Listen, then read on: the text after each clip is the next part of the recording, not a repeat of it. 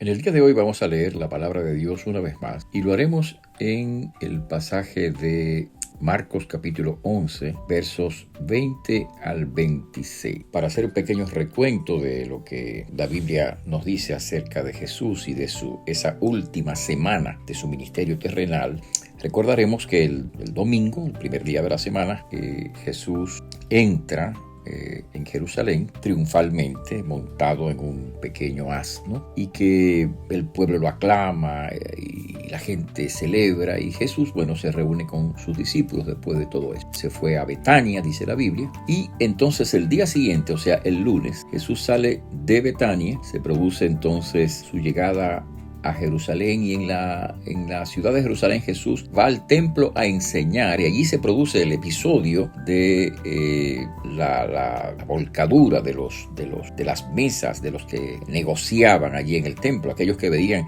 estaban supuestos a dirigir al pueblo a la adoración sincera, estaban haciendo un mercado, un negocio de la fe. Así que Jesús se indigna y los echa fuera y establece el principio bíblico que aparece ya en el Antiguo Testamento, de que mi casa será llamada casa de oración para todas las naciones. Así que el templo debía ser dedicado a la oración y a la exposición de la palabra, como la iglesia de hoy debe ser dedicada también a la adoración, a la oración, a la proclamación del mensaje del Señor.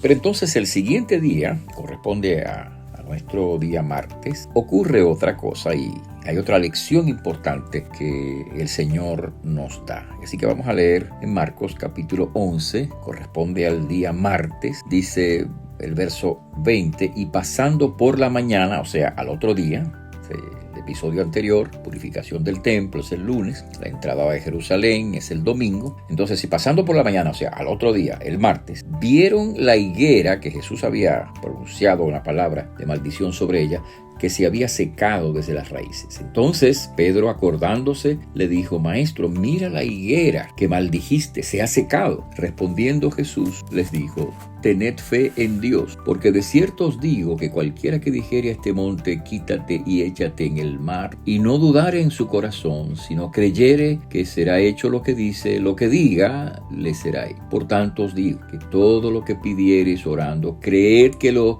recibiréis y os vendrá. Y cuando oréis, cuando estéis orando, perdonad si tenéis algo contra alguno, para que también vuestro Padre que está en los cielos os perdone a vosotros vuestras ofensas. Porque si vosotros no perdonáis, tampoco vuestro Padre que está en los cielos os perdonará vuestras ofensas. Jesús, entonces, en esta ocasión, ante la sorpresa de los discípulos que están asombrados del hecho de que después que Jesús pronuncia esa palabra en la higuera se secó, Jesús aprovecha entonces para darles una lección acerca de la oración, el poder que Dios genera, produce, activa, por así decirlo, cuando nosotros oramos creyendo, ¿no? Entonces, por eso, al otro día, o sea, el día martes, y viendo la higuera que se ha secado, y Pedro le llama la atención sobre eso, Jesús le dice: ustedes tengan fe en Dios. Y entonces pone el ejemplo, le dice: cualquiera que le diga a este monte, una montaña, seguramente ahí cerca de Jerusalén, la montaña de Sión, acuérdense que está ahí en Jerusalén, quítate y échate en el mar, y no dudares, pues lo que ocurre será hecho. Sí, por supuesto, Jesús está usando un lenguaje metafórico, un lenguaje comparativo, para hablar acerca del poder de la fe en el Señor. Y aquí quiero establecer entonces estos dos principios, porque en esta siguiente conversación, Jesús, que está hablando de la oración, Jesús establece dos cosas acerca de la eficacia de la oración. La primera es la fe. Por tanto, todo lo que pidiereis orando, creed que lo recibiréis y os vendrá. En realidad, los escritores y estudiosos de la Escritura están de acuerdo en decir que la traducción de ese pasaje es: creed que ya lo habéis recibido. O sea, crean que ya lo recibieron. No es crean que lo van a recibir, sino crean que ya lo han recibido. Entonces, cuando oremos, asegurándonos, por supuesto, de que lo que estamos pidiendo está en orden con la voluntad de Dios en términos de su palabra, entonces creamos cuando estamos orando por algo o por alguien, por la salvación, por la salud, por la necesidad, creamos que Dios ya ha contestado a la oración. Creamos que Dios ya ha hecho.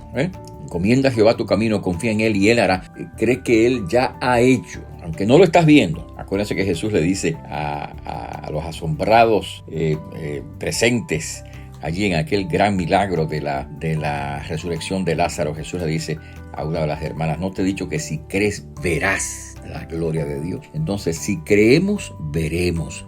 No es ver para creer, es creer para ver. Así que cuando estemos en oración, creamos en el Señor, creamos en su palabra, creamos que aquellas cosas que están dichas en su palabra y que son conforme a su voluntad, creamos que ya están hechas, aunque no las estamos viendo en el momento, aunque no las estamos viendo realizadas, creamos que Dios ya la ha hecho y la palabra de Dios dice que así será. Por tanto os digo, lo que pidiereis en oración, creed que ya lo habéis recibido. Eso dice el Señor y os vendrá. Así que no nos hagamos complicaciones, simplemente acojámonos a lo que el Señor dice en su palabra y esperemos en la gracia que se nos traerá. Que así sea, que Dios les bendiga. Le hablo el pastor Freddy Noble, pastor de la Primera Iglesia Bautista Hispana de Manhattan.